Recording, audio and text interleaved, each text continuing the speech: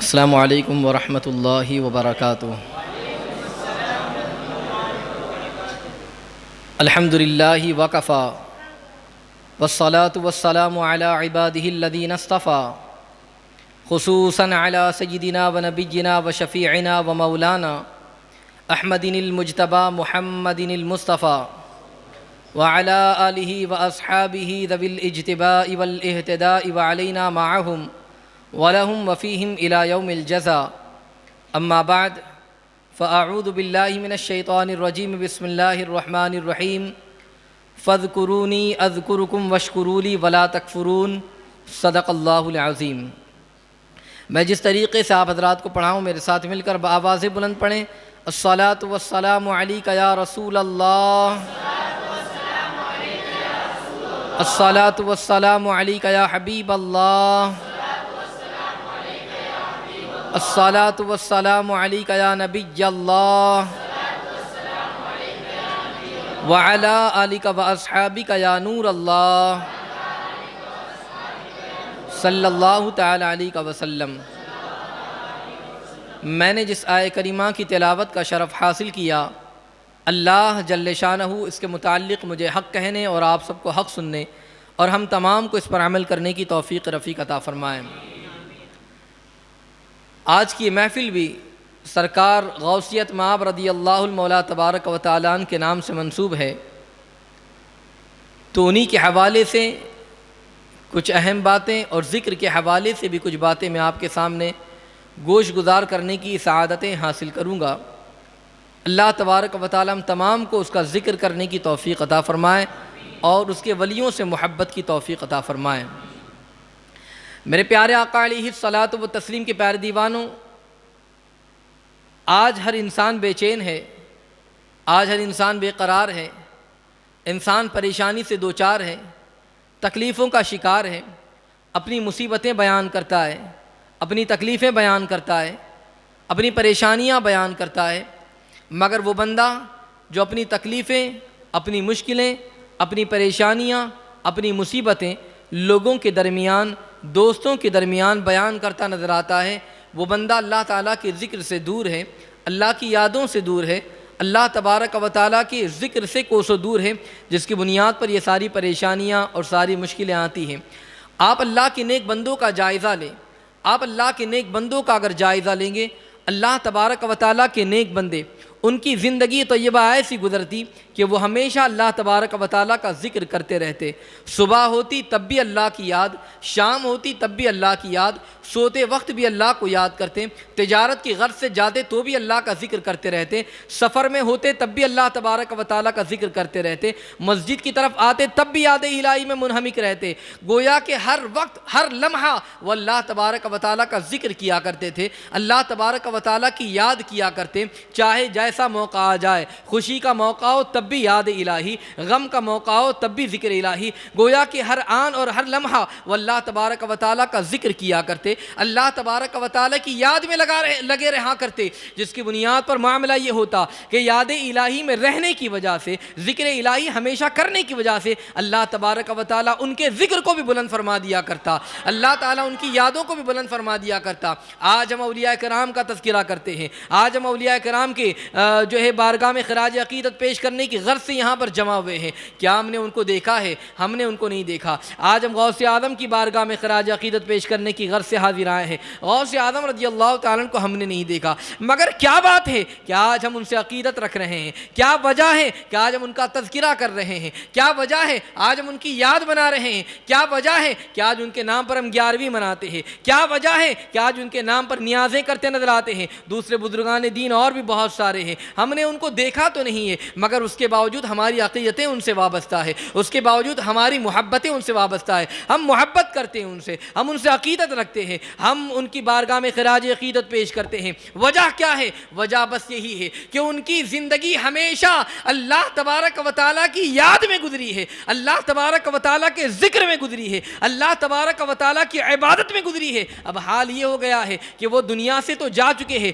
مگر ان کی یادیں لوگوں کے درمیان موجود ہے، ان کی یادیں لوگوں کے دلوں کے اندر موجود ہے۔ اے میرے آقا علیہ الصلاۃ والتسلیم کے پیارے دیوانوں، یاد رکھو جو بندہ اللہ تبارک و تعالیٰ کو یاد کرتا ہے پھر لوگ ان کا چرچا کیا کرتے ہیں، لوگ ان کو یاد کیا کرتے ہیں، وہ ہمیشہ ہمیشہ یاد رہا کرتے ہیں، ایسی محفلوں میں یاد رہتے ہیں، ایسی مجلسوں میں یاد رہا کرتے ہیں، ہمارے اجتماعات میں یاد رہا کرتے ہیں، ہماری مجلسوں میں، ہماری محفلوں میں، ہمارے جو ہے کانفرنسوں میں، ہر جگہ پر ان کا تذکرہ ہوتا ہے، ہر جگہ پر ان کا چرچا ہوا کرتا ہے۔ اے میرے آقا علیہ السلام کے پیارے دیوانوں، اور اللہ تبارک و تعالیٰ کے کچھ ایسے بھی محبوب بندے ہیں کہ اللہ اکبر، وہ ایسی عبادت کرتے ہیں، ایسی بندگی کرتے ہیں تو اللہ تبارک و تعالیٰ ان کے ناموں میں اپنے نام کا اثر شامل فرما دیا کرتا ہے، اور انہی میں قطب الاقطاب حضرت غوث اعظم رضی اللہ عنہ مولا تبارک و تعالیٰ کا نام بھی شامل ہے۔ حضور غوثیت مآب رضی اللہ تعالیٰ کی ذات گرامی کتنی عظیم ذات ہے، آپ سے کون واقف نہیں ہے۔ حضور غوث اعظم رضی اللہ تعالیٰ کا معاملہ کہ اللہ اکبر، ہمیشہ یاد الہی میں، ہمیشہ ذکر الہی میں، گویا کہ 40 سال تک آپ کی زندگی ایسی گزری ہے کہ عشاء کے وضو سے آپ نے فجر کی نماز ادا فرمائی ہے، گویا کہ پوری رات عبادت کے اندر گزار دیا کرتے۔ 15 سال تک ایک پیر پر کھڑے ہو کر آپ نے قرآن مقدسہ روز رات کو ختم فرمایا ہے۔ جب بندہ اتنا یاد الہی کرتا ہو، اتنا ذکر الہی کرتا ہو تو اللہ تبارک و تعالیٰ کی بارگاہ میں اس کا مقام کتنا بلند ہوگا، اللہ کی بارگاہ میں اس کا رتبہ کتنا رفع و اعلیٰ ہوگا۔ آج میں آپ کو بتاؤں، رتبہ اتنا رفع ہو جاتا ہے، رتبہ اتنا بلند ہو جاتا ہے، رتبہ اتنا اونچا ہو جاتا ہے کہ سبحان اللہ، پھر تو مولا ان سے پوچھتا ہے بتاؤ تمہاری رضا کیا ہے، بتاؤ تمہاری خواہش کیا ہے۔ پھر مولا تبارک و تعالیٰ اس بندے سے کہا کرتا ہے، آپ دیکھیں تو صحیح، اللہ تبارک و تعالیٰ کی بارگاہ کے اندر سرکار غوثیت مآب رضی اللہ تعالیٰ کا مقام کتنا بلند و بالا ہے، کتنا عرف و اعلیٰ، کہ اللہ تعالیٰ نے غوث اعظم سے فرمایا، اے عبد القادر میرے بندے، مانگو تم مجھ سے کیا مانگتے ہو۔ آج ہم اللہ تبارک و تعالیٰ کی بارگاہ میں مانگتے ہیں، دعائیں کرتے ہیں، التجائیں کرتے ہیں، اللہ کی بارگاہ میں ہاتھوں کو بلند کر کے مانگتے ہیں۔ معاملہ یہ ہوتا ہے کہ لوگ کہتے ہیں ہم دعائیں کرتے ہیں، ہماری دعائیں قبول نہیں ہوتی۔ ہم اس کی بارگاہ میں مانگتے ہیں، ہماری دعائیں قبول نہیں ہوتی ہیں۔ لوگ ایک دوسرے کو شکایت کرتے نظر آتے ہیں۔ رب کی بارگاہ میں ہم مانگ رہے ہیں، وہ رب تو کہہ رہا ہے تم مجھ سے مانگو میں قبول کروں گا، ادعونی استجب لکم اس کا فرمان ہے، مگر اس کے باوجود لوگ کہتے ہیں مانگتے ہیں ہماری دعا قبول نہیں ہوتی۔ وجہ کیا ہے، سبب کیا ہے؟ میں آپ کو بتاؤں کہ دعا کی بھی قبولیت کی 3 قسمیں ہیں۔ ایک تو یہ کہ دعا کی جائے وہ فوراً قبول ہو جائے، ایک قسم یہ کہ دعا کی جائے قبول تو ہوتی ہے مگر تاخیر سے قبول ہوتی ہے، اور تیسری قسم یہ ہے کہ دعا کی جاتی ہے مگر وہ دعا اس کی قبول نہیں ہوتی، مگر انتقال کے بعد اللہ تبارک و تعالیٰ آخرت میں اس سے فرمائے گا کہ جو تیری میں نے دعا قبول نہ کی تھی، آج اس دعا کی قبولیت نہ ہونے کی وجہ سے تمہیں یہ انعام دیا جا رہا ہے، یہ اجر دیا جا رہا ہے۔ اور جب اس موقع پر اسے بدلہ ملے گا، اجر ملے گا، تو بندہ عرض کرے گا میرے پروردگار دنیا میں میری کوئی بھی دعا قبول نہ کرتا، سارے اجر آخرت کے لیے رکھ دیتا۔ اس موقع پر وہ بندہ التجا کرے گا، تمنا کرے گا۔ آج کبھی کبھی ایسا ہوتا ہے کہ ہم دعا کرتے قبول نہیں ہوتی، اور انسان تو اتنا بے صبرا ہے، اتنا بے صبرا کہ وہ تو یہ چاہتا ہے کہ بس ابھی یہاں مسجد میں دعا کیا، باہر نہ نکلے اس کی دعا قبول ہو جائے۔ وہ تو اتنا بے چین و بے قرار، ابھی آج میں نے مانگا اللہ سے کہ وہ جو فلاں کام میرا ہونا ہے ہو جائے، اور سوچتا ہے کہ کل کے کل ہی صبح میں یہ سارا آرڈر مجھے مل جائے، کل کے کل ہی میرا سارا کام ہو جائے، سوچتا ہے کہ بس اب دعا کیا اور فوراً قبول ہو جائے۔ کبھی کبھی ایسا ہوتا ہے کہ ہم اپنے پیران اعظام کی بارگاہ میں جاتے ہیں، بزرگوں کی بارگاہ میں جاتے ہیں، ان سے کہتے ہیں حضور دعا فرمائیں کہ یہ پریشانی دور ہو جائے، یہ بیماری دور ہو جائے، وہ فلاں بندہ بیمار ہے اس کو شفا مل جائے، یا اس قسم کی ہم دعائیں کرانے کی التجائیں کرتے ہیں۔ اب وہ حضرت نے دعا فرما دی، کوئی بزرگ ہے انہوں نے دعا کر دی، اب سوچتے کہ یار انہوں نے دعا کر دی شفا کے لیے، اس کا مرض ہی دور نہیں ہو رہا ہے، سوچتے کہ جب انہوں نے دعا کر دی فوراً ہماری التجائیں قبول ہو جائیں، فوراً تمنا قبول ہو جائیں۔ کوئی کسی عامل کے پاس جاتا ہے، حضرت یہ پریشانی ہے آپ تعویذ لکھ کر دے دیں، یہ بیماری ہے تعویذ لکھ کر دے دیں، یہ تکلیف ہے تعویذ لکھ کر دے دیں، یہ تھوڑی ٹینشن چل رہی تعویذ دیا۔ اب وہ سوچتا ہے 2 دن میں حضرت نے تعویذ لکھ کر دیا، فائدہ نہیں ہو رہا ہے، سوچتے کہ آج لکھے کل کے کل بالکل جو ہے فائدہ ہو جائے۔ تو گویا کہ یہ ہم سوچتے ہیں کہ ہماری یہ سوچ ہوتی ہے، ہم اتنے بے صبرے ہو جاتے ہیں، بے چین ہو جاتے ہیں کہ آج جو کام کیا جائے فوراً قبول ہو جائیں. ایسا ہرگز نہیں ہے کہ اللہ تبارک و تعالیٰ تو جانتا ہے بندوں کے حق میں کیا بہتر ہے. کبھی اللہ فوراً دعا کو قبول کر لیتا ہے، کبھی دعا میں جو تاخیر ہوتی ہے وہ بھی ہمارے حق میں مفید ہی ہوتی ہے.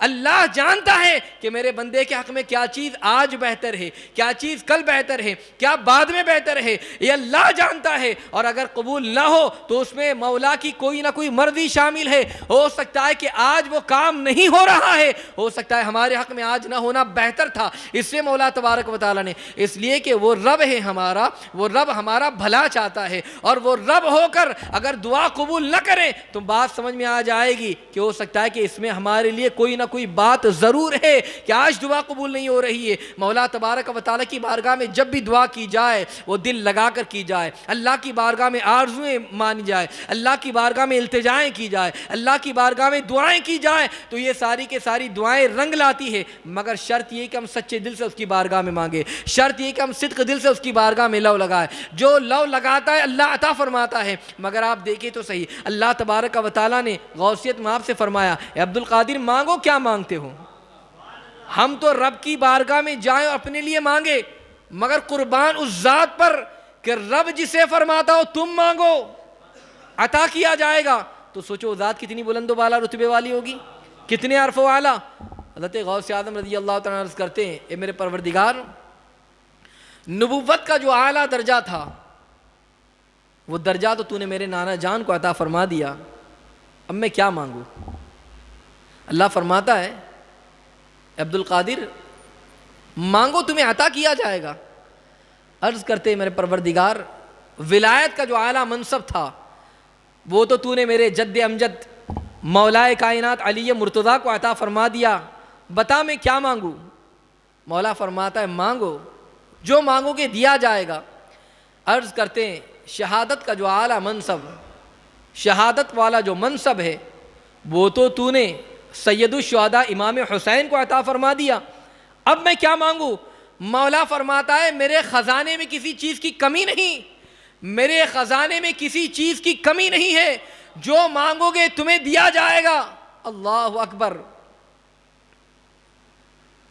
تو غوث اعظم عرض کرتے ہیں، اے میرے پروردگار، جو تیری مرضی ہو وہی تو مجھے عطا فرما دے.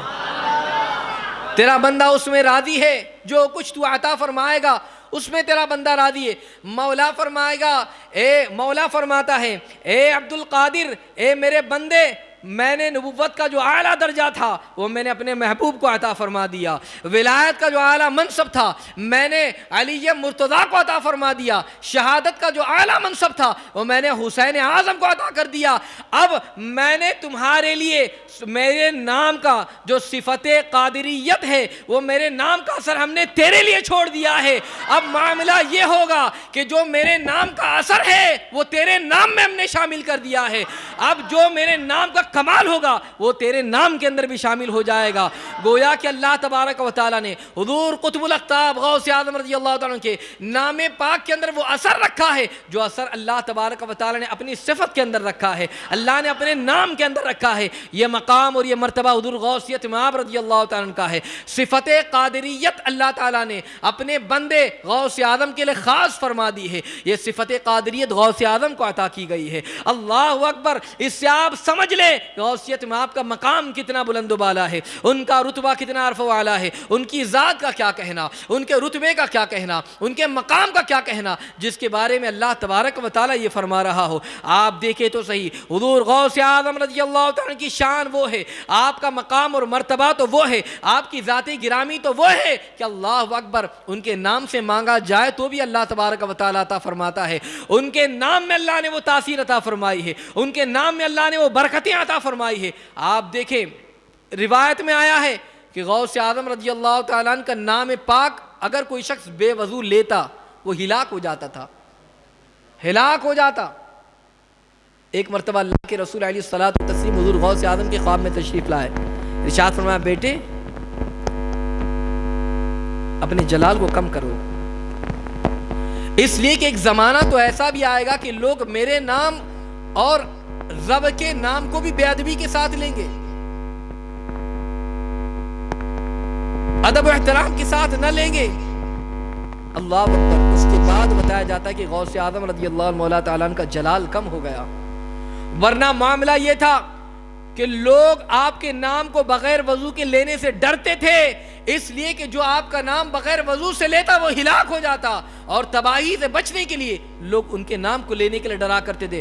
بغداد کے لوگ غوثیت مآب کی بارگاہ میں آئے اور عرض کرنے لگے تھے، یا غوث سمدانی آپ اپنے جلال کو کم فرما دیں، اس لیے کہ جو آپ کا نام بغیر وضو سے لیتا ہے وہ ہلاک ہو جاتا ہے۔ تب غوث اعظم رضی اللہ عنہ کا جلال کم ہو گیا، اور بعض مشائخین نے یہاں تک کہ فرمایا ہے کہ غوث اعظم رضی اللہ عنہ مولا تبارک و تعالیٰ کا نام پاک اگر کوئی بغیر وضو سے لے تو تنگ دستی یا پریشانی آنے کا خطرہ ہے، اور جو ان کے نام سے منت مان لے، مراد مان لے، ان کے نام کی منت کر لے، اسے پورا کرے، ورنہ کہیں ایسا نہ ہو کہ اسے پریشانی آ جائے، تکلیفیں آ جائیں۔ اور غوث اعظم کے نام کی یہ برکت ہے کہ جو ان کے نام سے جو منت مانی جاتی ہے، ان کے نام کی جو نظر مانی جاتی ہے، پریشانی ان کا نام لے لو، اللہ پریشانی کو دور فرما دیتا ہے، مشکلوں کو آسان فرما دیتا ہے۔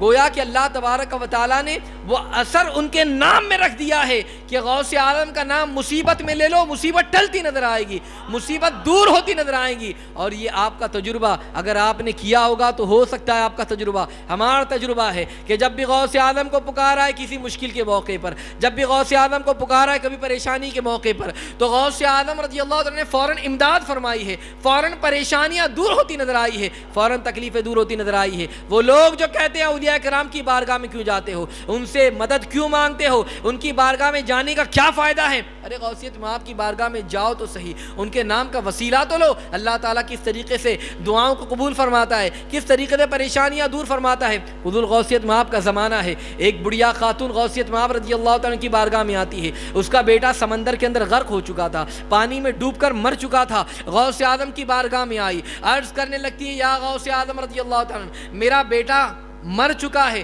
پانی میں غرق ہو چکا ہے، مگر میرے بیٹے کو لینے آئی ہوں، میں سوال کر رہی ہوں، میرا بیٹا مجھے چاہیے، میرا بیٹا مجھے عطا فرمائے۔ دیکھے تو صحیح کیسا عقیدہ تھا ان کا کہ اللہ تبارک و تعالیٰ اپنے نیک بندوں کے صدقے ہماری پریشانیاں دور فرمائے گا، ہماری التجائیں، ہماری پریشانیاں دور فرمائے گا، ہماری التجاؤں کو قبول فرمائے گا، ہماری تکلیفوں کو دور فرمائے گا، اور ہماری پریشانی دور ہوتی نظر آئیں گی، ہماری جو ہے تکلیفیں دور ہوتی نظر آئیں گی، اور ہمارے سارے معاملات حل ہوتے نظر آئیں گے۔ وہ عقیدہ اور وہ اعتقاد لے کر وہ بڑھیا آئی تھی۔ غوثیت مآب رضی اللہ تعالیٰ نے فرمایا، جا اپنے گھر چلی جا، تیرا بیٹا گھر پر آ گیا ہوگا۔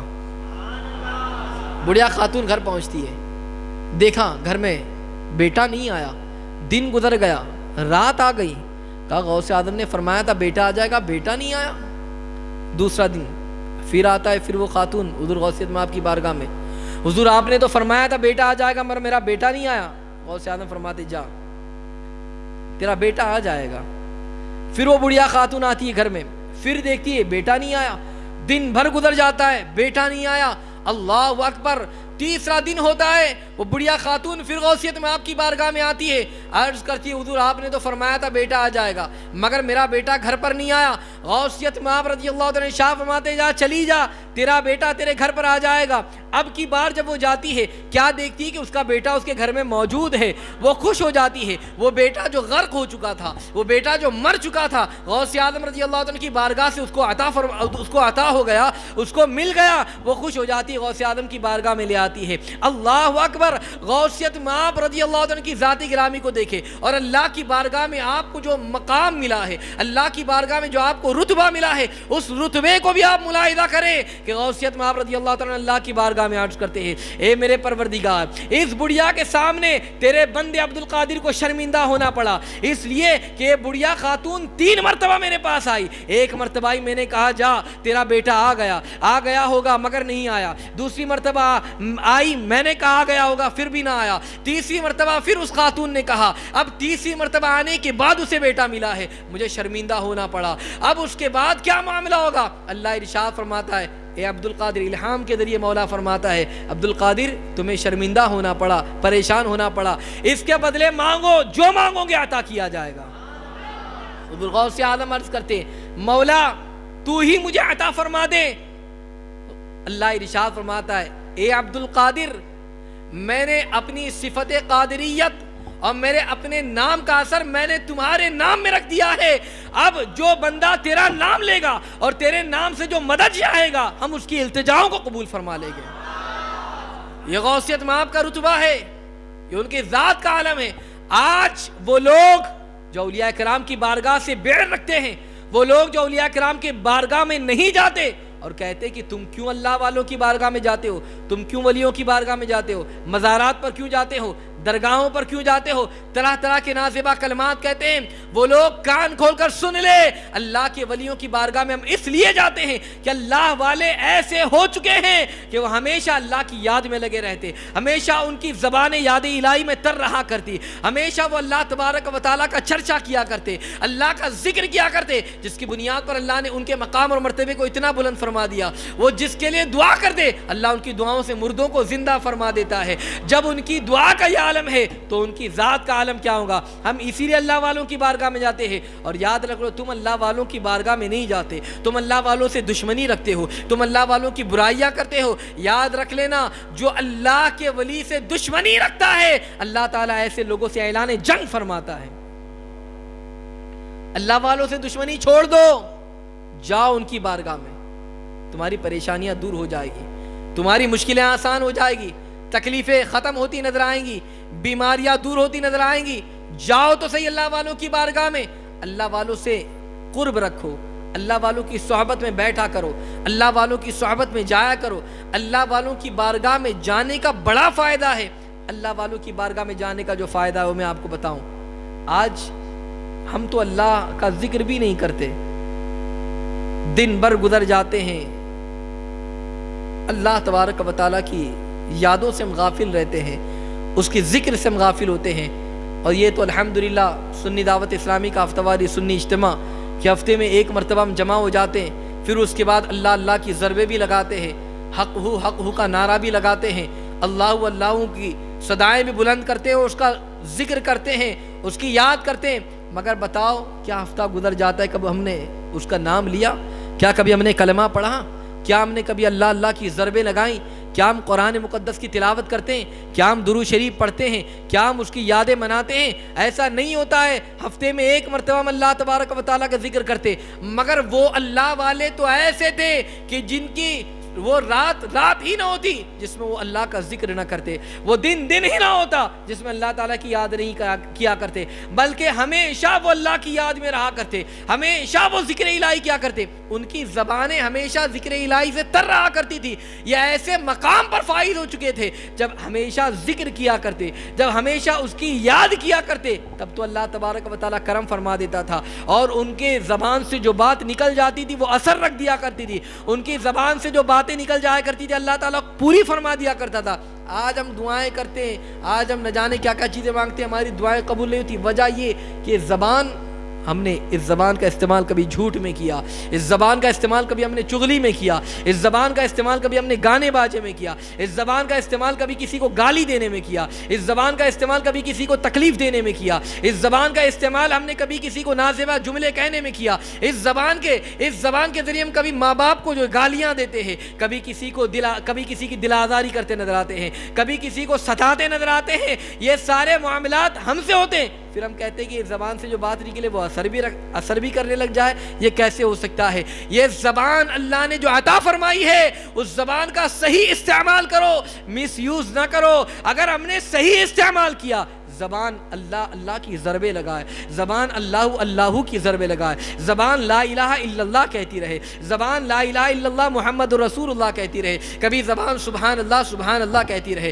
کبھی الحمدللہ کہتی رہے، کبھی یہ زبان سے اللہ اکبر کا نعرہ بلند ہو، کبھی اسی زبان سے بسم اللہ شریف کی تلاوت ہو رہی ہو، کبھی قرآن شریف کی تلاوت ہو رہی ہو۔ تو یہ زبان جس میں اللہ تبارک و تعالیٰ کی یادیں اور اللہ کا ذکر ہوتا رہے، تو یہ زبان سے پھر جب بات نکلے گی نا نا تو بات اثر بھی کرے گی، وہ باتیں رنگ بھی لائے گی، پھر دعائیں بھی کرو گے تو قبول ہوں گی، پھر لوگ آئیں گے تو آپ ان کے حق میں جو بات کہوں گے اللہ قبول فرما دے گا، مگر اس زبان کو صحیح استعمال میں لاؤ۔ اے میرے آقا علیہ السلام کے پیارے دیوانوں، یہ اللہ والے ہمیشہ اللہ تبارک و تعالیٰ کی یاد میں لگے رہتے اور ان کی زبانیں ذکر الہی سے تر رہا کرتی تھی۔ میں آپ کو بتاؤں اللہ والوں کا حال کیا ہوتا ہے، اللہ والوں کی یادیں اللہ اکبر، اور اللہ تبارک و تعالیٰ اپنے نام کے لینے کی وجہ سے کیسا کرم فرماتا ہے۔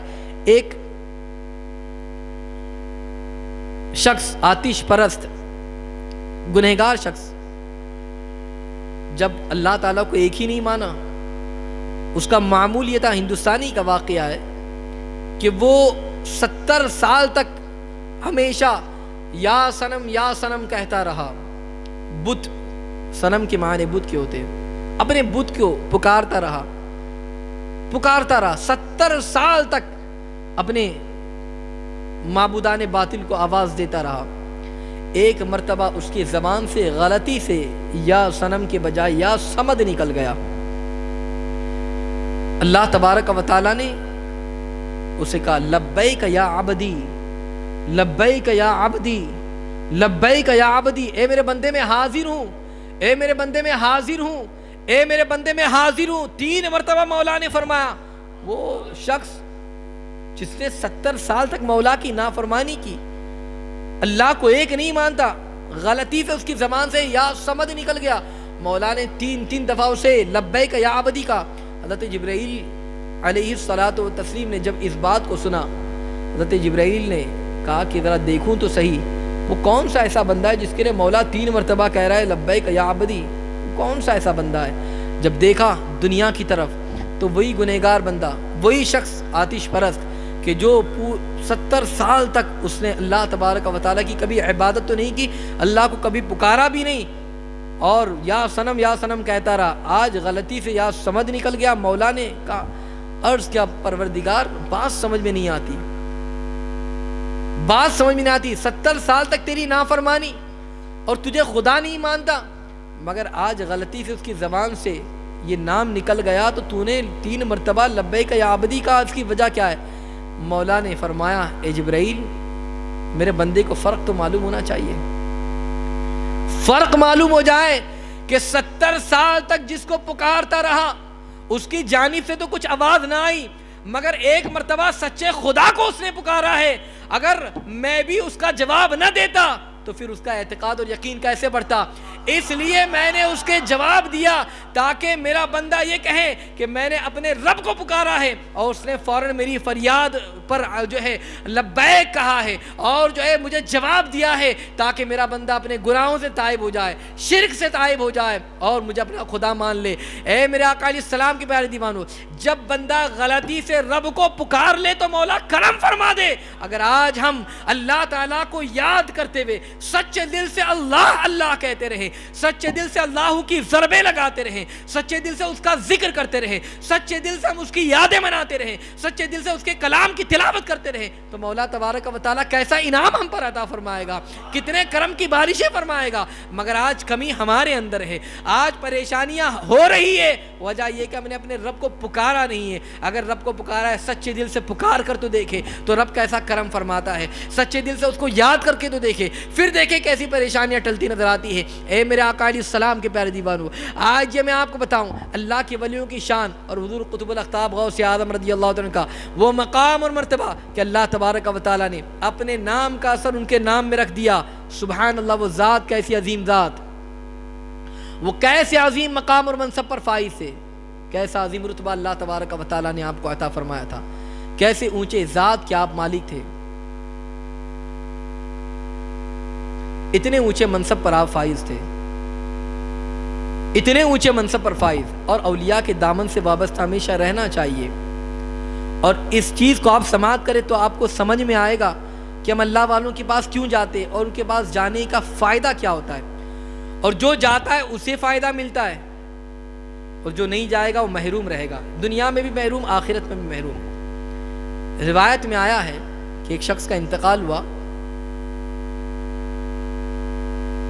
اس کے بیٹے نے خواب میں دیکھا، خواب میں یہ دیکھا کہ باپ عذاب میں گرفتار ہے، پریشانی میں ہے۔ اس کے باپ نے کہا میرے بیٹے غوث اعظم رضی اللہ تعالیٰ عنہ کی بارگاہ میں چلے جاؤ اور ان سے جو ہے دعا کروا لو، میری سفارش کروا لو، میں پریشان ہوں، عذاب میں گرفتار ہوں، تکلیف میں ہوں، تم جاؤ غوث اعظم کی بارگاہ میں۔ بیٹا خواب جیسے ہی دیکھا صبح بیدار ہوا، حضور غوثیت مآب کی بارگاہ میں حاضر، عرض کرتا ہے حضور میرے باپ کو میں نے اس طریقے سے دیکھا ہے کہ وہ عذاب میں گرفتار ہے، کرم فرمائیں، انہوں نے آپ کی بارگاہ میں بھیجا ہے، پریشان ہے، عذاب میں گرفتار ہے، حضور کرم فرما دے۔ غوثیت مآب نے ارشاد فرمایا کیا تمہارے والد نے میرے پیچھے کبھی کوئی نماز پڑھی ہے؟ وہ کہتا ہے حضور میں جانتا نہیں کہ پڑھی ہے یا نہیں پڑھی ہے۔ اچھا ٹھیک ہے، کیا کبھی تمہارے والد میرے مدرسے کے اندر آئے ہیں؟ عرض کیا کہ حضور یہ بھی نہیں جانتا کہ آپ کے مدرسے میں آئے کہ نہیں آئے۔ پھر فرمایا اچھا یہ بتاؤ کیا تمہارے والد کبھی میری مجلس میں بیٹھے ہیں؟ عرض کرتا ہے حضور یہ بھی نہیں جانتا کہ آپ کی مجلس میں بیٹھے یا نہیں بیٹھے۔ اللہ اکبر۔ حضور غوثیت مآب رضی اللہ تعالیٰ نے پھر اس سے کچھ نہ فرمایا، مراقبہ فرمایا، اپنی گردن کو جھکایا، مراقبہ فرمایا، اور اس کے بعد ارشاد فرماتے اس کے بیٹے سے جاؤ تم چلے جاؤ، کام ہو جائے گا۔ اللہ اکبر۔ وہ چلا گیا۔ اب اس کے بعد دوسری رات تھی، بیٹے نے خواب میں دیکھا، باپ کو دیکھا کہ والد جنت کے اندر ٹہل رہا ہے، جنتی لباس پہنا ہوا ہے، آرام اور سکون کے ساتھ۔ جو کبھی غوث اعظم کی مجلس میں نہیں آیا، جو کبھی غوث اعظم کے مدرسے میں نہیں آیا، جو کبھی غوث اعظم کے پیچھے نماز نہیں پڑھا، مگر حالت یہ ہے کہ وہی شخص کہہ رہا ہے اے میرے بیٹے غوث اعظم کے دامن سے وابستہ رہنا، غوث اعظم کی مجلس میں آتے جاتے رہنا، غوث اعظم رضی اللہ تعالیٰ عنہ سے لو لگاتے رہنا اور ان کی مجلس میں بیٹھتے رہنا، ان کے مدرسے میں جاتے آتے رہنا۔ اللہ اکبر۔ اس لیے کہ میں نے دیکھا ہے کہ غوث اعظم کا مقام اور مرتبہ تو وہ ہے، ان کی ذات تو وہ ہے کہ جنت ملتی ہے تو انہی کے صدقے میں ملا کرتی ہے، انہی کے نام سے ملا کرتی ہے۔ اس لیے کبھی بھی ان کے دامن سے وابستہ رہنا، ان سے دور ہرگز نہ ہونا۔ اللہ اکبر۔ یہ وہ شخص کہتا ہے دوسرے دن وہ آیا اور آنے کے بعد کہنے لگا حضور بات سمجھ میں نہیں آتی، میں نے آج دیکھا میرے بابا جان جنت کے اندر ٹہل رہے ہیں، میرے بابا جان کو اللہ تعالیٰ نے انعام و اکرام عطا فرمایا ہے، یہ ساری نعمتیں عطا فرمائی ہے، شکریہ ادا کیا، چلا جاتا ہے۔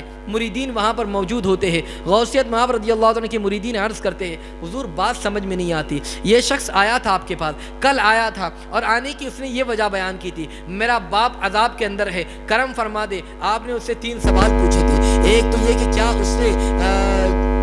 وہ بندہ کبھی میری مجلس میں آیا ہے؟ اس نے یہ آپ جواب دیا تھا کہ وہ نہیں جانتا، آپ کی مجلس میں آیا۔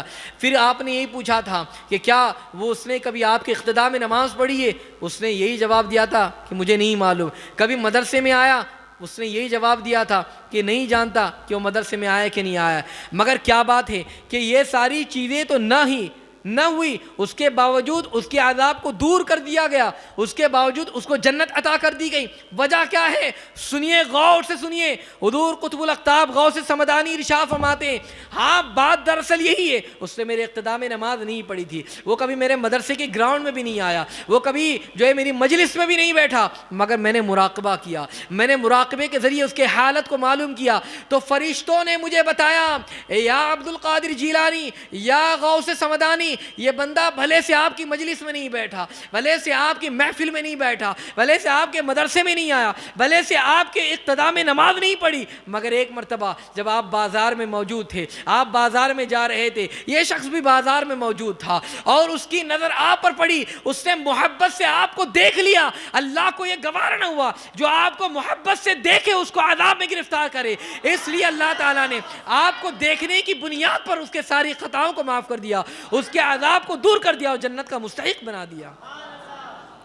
یہ ولیوں کی بارگاہ میں جانے کا فائدہ، ان کو دیکھا تو عذاب دور ہو گیا، ان کی بارگاہ میں جاؤ، ان کی مجلسوں میں بیٹھو، نیک لوگوں کی مجلسوں میں آیا کرو، نیک لوگوں کی صحبت اختیار کیا کرو، سنی صحیح العقیدہ کے مدارس میں آیا کرو، اللہ کے نیک بندوں کی پیچھے اقتداء میں نماز پڑھا کرو۔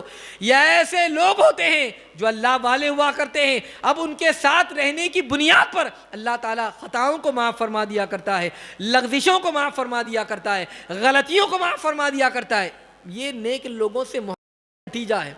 اور جو اولیاء کرام سے بغض رکھتا ہو، جو ان سے کینہ رکھتا ہو، جو ان کی بارگاہ میں جانے سے خود بھی رکتا ہو، دوسروں کو بھی روکتا ہو، جو ان کی بارگاہ میں جانے سے کہتا ہو کہ کیا ملتا ہے، معاذ اللہ شرک کے اڈے ہیں، اور نہ جانے مندر وغیرہ کیا کیا تعبیر کرتا ہو، کیسی کیسی زبانیں استعمال کرتا ہو، پھر یاد رکھ لینا ان کا عالم یہ ہوگا کہ دنیا میں بھی کامیاب نہیں ہو سکتے اور آخرت میں بھی کامیاب نہیں ہو سکتے۔ اس لیے اللہ والوں سے محبت کرتے رہو، اللہ والوں کی صحبت میں بیٹھا کرو، اللہ والوں کی نشستوں میں آیا کرو، اللہ والوں کی صحبت میں بیٹھو گے تو کامیاب اور کامران ہو جاؤ گے۔ ارے ایک اللہ والے، ایک شخص نے خواب میں دیکھا کہ اللہ تعالیٰ نے اسے بخش دیا، پوچھا کہ بھائی کیا بات ہے؟ اللہ تعالیٰ نے تمہاری بخشش فرما دی، وجہ کیا ہے؟ تم تو بہت گنہگار تھے۔ اس نے بتایا وہ فلاں بزرگ ہے، میں ان کے ہاتھوں کو چوما کرتا تھا، اس کی بنیاد پر اللہ تعالیٰ نے میری بخشش فرما دی ہے۔ پتہ یہ چلا کہ جو اللہ والے ہوا کرتے ہیں ان کی صحبت میں بیٹھنا بھی فائدہ مند ہے، ان کو دیکھنا بھی فائدہ مند ہے، ان کے اقتداء کرنا بھی فائدہ مند ہے، اور ان کے ہاتھوں کو بوسہ دینا بھی فائدہ مند ہے۔ یہ اللہ والوں کی شان ہوا کرتی ہے۔ اس لیے الحمدللہ ہم تو اللہ والوں سے محبت کیا کرتے ہیں، غوث سمدانی سے محبت کرتے ہیں، خواجہ خواجگاہ سے محبت کرتے ہیں، خواجہ بندہ نواز سے محبت کرتے ہیں۔ گویا جو اللہ کے نیک بندے ہیں، جو اللہ کے محبوب بندے ہیں، ہم ان سے محبت کیا کرتے ہیں، اور ہمارا یقین ہے کہ یہی ان کی محبت ہے جو ہمیں دنیا میں بھی کام آئے گی، اور یہی ان کی محبت ہے جو ہمیں جنت میں لے جائے گی۔ اس لیے اللہ والوں کی محبت میں رہیں، اللہ والوں سے عقیدت رکھتے رہیں، اللہ والوں کی صحبت میں بیٹھا کریں، اور کبھی بھی ان کے لیے برے جملے نہ کہیں، نہ دل میں کبھی برا خیال ان کے بارے میں آئے، ورنہ ایسا نہ ہو کہ ہم اپنا ایمان کھو بیٹھے اور جو ہے ہم اللہ تبارک و تعالیٰ سے دشمنی مول لے۔ اس لیے اللہ تبارک و تعالیٰ کے نیک بندوں سے عقیدت، اللہ تعالیٰ کے نیک بندوں سے محبت، اللہ تعالیٰ کے نیک بندوں سے الفت رکھتے رہیں، انشاءاللہ اسی میں کامیابی ہے۔ اللہ تعالیٰ مجھے آپ کو سب کو عمل کرنے کی توفیق عطا فرمائے، اللہ کے نیک بندوں سے محبت رکھنے کی توفیق عطا فرمائے، اللہ کے نیک بندوں سے عقیدت رکھنے اور ان کی صحبت میں جانے کی توفیق عطا فرمائے۔ استغفر اللہ ربی من کل ذنب واتوب الیہ وما علینا الا البلاغ المبین۔ السلام علیکم۔